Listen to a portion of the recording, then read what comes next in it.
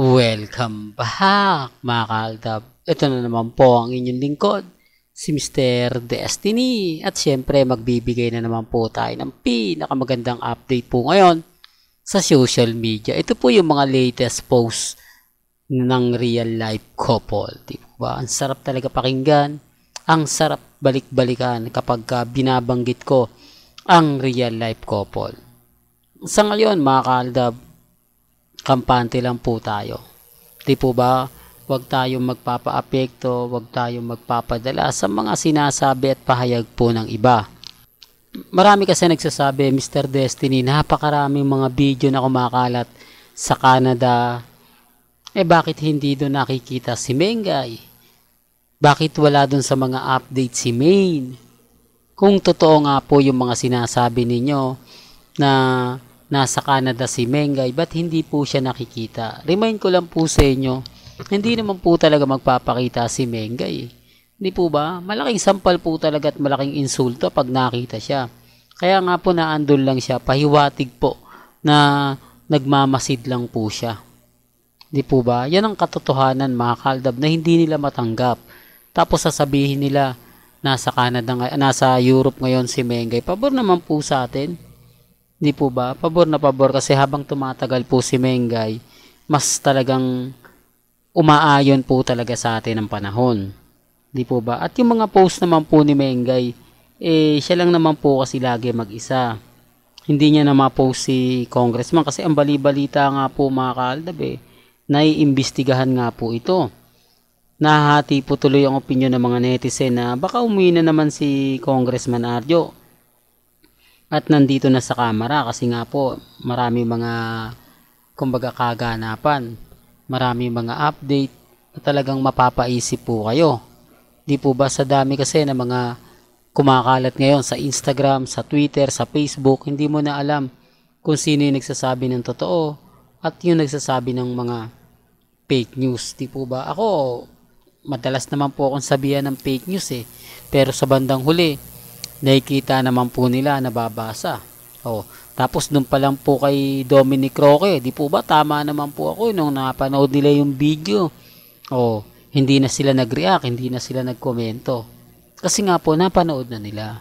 Alam niyo naman po yung mga ilan po sa mga social media, lalo na po yung mga netizen na galit sa Aldab. Kapag binabanggit ko yan, marami nagre-react. Marami nagko-komento, marami nagsasabi na paasa lang yung channel ni Mr. Destiny. Huwag niyong tatangkilikin yan. Huwag niyong papansinin yan kasi puro fake news lang yung binibigay niyan. Puro maling impormasyon. Kaya maraming naniniwala dahil ganito ganyan, etc. Gaya po ng pinapaliwanag ko at paulit-ulit ko po ang sinasabi. Hindi po ako namimilit. Hindi po ba? Sabi ko nga, kung naandyan po si Mengay sa Canada, okay lang. Hindi po ba? Sa Europe, hindi po ba? Wala naman pong problema. Kasi sinabi ko naman po na 3 weeks din pong mawawala si Maine Hindi po ba? Ang ine-expect nila 1 week lang. 5 days lang, etc. etc. Nung una pa nga po, sinasabi nila hindi daw aalis. Kumbaga, mag-i-stay nga lang daw po rito si Maine Mendoza. Po ba nung umalis, naghatik na yung mga nag-iba na yung aura, nag-iba na yung mga komento. Di po ba? Pero masaya po ako.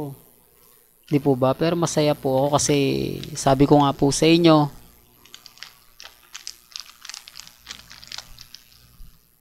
ako pa rin po yung nagwagi dahil yung mga ina-update natin, tumutugma naman po. Di po ba?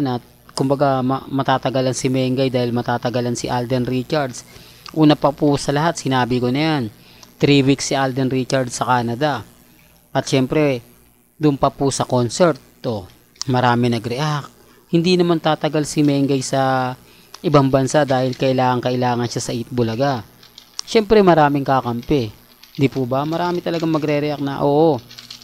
Kasi karamihan naman po ng ni Mengay, 3 araw, 4 na araw, matagal na yung 4 na araw. Gaya nga po ng pagpunta ng Bangkok, Thailand, ni na Congressman Kuno at ni Mengay, saglit lang. Po ba? Pagkakaalam ko, 3 days lang po ata sila ron Tapos nandito na sa Pilipinas. O, kaya sabi ko sa inyo, imposible po yung mga pahayag po ng iba na kumbaga sinasabing hindi, saglit lang niya si Mengay. Katulad nito, humaba pa po. Pumunta pa ng Europe. O, tapos ng Europe, saan pa pupunta yan? Spain. Tapos ng Spain, Paris. O, ang daming pupuntahan nila Mengay. Naaabutin nga po ng 3 weeks. O, bakit kaya po? Ito nga po yung lagi kong sinasabi. Bakit nga po ba lagi nagkakataon na mahaba bakasyon ni Alden, mahaba rin bakasyon ni Maine? O, tapos ito yung post ni Maine Polkerson. At ito yung post ni Alden Richards. O, pansin nyo? At ito nga po yung nakapagtataka. Balikan natin. Di ko na ipaliwanag to kanina. Ito naman po yung kay Jorus. Bakit kaya matipid na matipid po lagi itong post, no? Kulang na lang, kumbaga, palaisipan ng mga post niya eh. Yung, eto, sino to? Di po ba? Yung tipong kala mo may hinihintay. Akala mo may pinanonood. Di po ba? May mga bagay-bagay po na nagtataka po yung iba. Bakit nga po raw ganyan ang nangyayari? Bakit nga po raw si Jorus hindi na siya kaganon kadami ng ina-upload? Bakit wala mga video? Bakit hindi man lang niya inaasar man lang sina Catherine, sina Alden Richards gaya ng ginagawa nila dati? Tapos eto pa po ang pinakamatindi. Di po ba nawala na yung bangis at kulit ni Jorus na isa sa kumbaga sinasabihan ni Alden Richards na easy, di po ba? Yung tipong sa bagay mga kaaldab, di po ba? Ibig sabihin lang po nito, totoo yung mga sinasabi natin na may nagbabantay nga po talaga kay Maine Mendoza. Patunay lang po yan na may mga point mga kaaldab na relax lang po kayo. Di po ba? Sabi ko nga po sa inyo, ako kampante lang po ako, matatag. Sa dami ng mga sinasabi ko, sa dami ng mga pahayag na binabalita natin, abay, di po ba? Ang problema lang po mga kaaldab, sila. Sa dami po kasi ng mga sinasabi ko at pinapaliwanag, relax lang po. Kampante lang po tayo. Hanggat naandito po si Mr. Destiny, magbibigay at magbibigay tayo ng update. Gaya nga po ng mga napapanood ninyo, napapakita ninyo, kina Alden, kila Maine, di po ba yung update kay Alden Richards? Dito pa lang panalo na po si Mr. Destiny. Biruin mo, sign language na naman. di po ba? Sign language, kumbaga sign. O wag na yung language, sign na lang. Tapos yung post ni Mengay. Maganda to kasi mag-isa lang siya. Pabor sa atin na kumbaga pasimple lang yung post ni Mengay na kumbaga okay lang, di po ba? Tapos nasa Europe siya. Malamang umuwi na rin si Congressman Arjo kasi hindi po talaga to magtatagal. Gaya ng sinabi natin, maraming mga bagay-bagay na hahanapan siya ng butas ng kalaban niya. Di po ba? Gaya po ng pamimigay ng mga ayuda sa nabaha. Hindi aalis. Tama naman yung sinasabi ng mga taga-District 1. Ang problema, sino yung paniniwalaan nila? Pagka kasi ako, mga kaaldab, hindi talaga naniniwala. Kahit naman sabihin ko, hindi.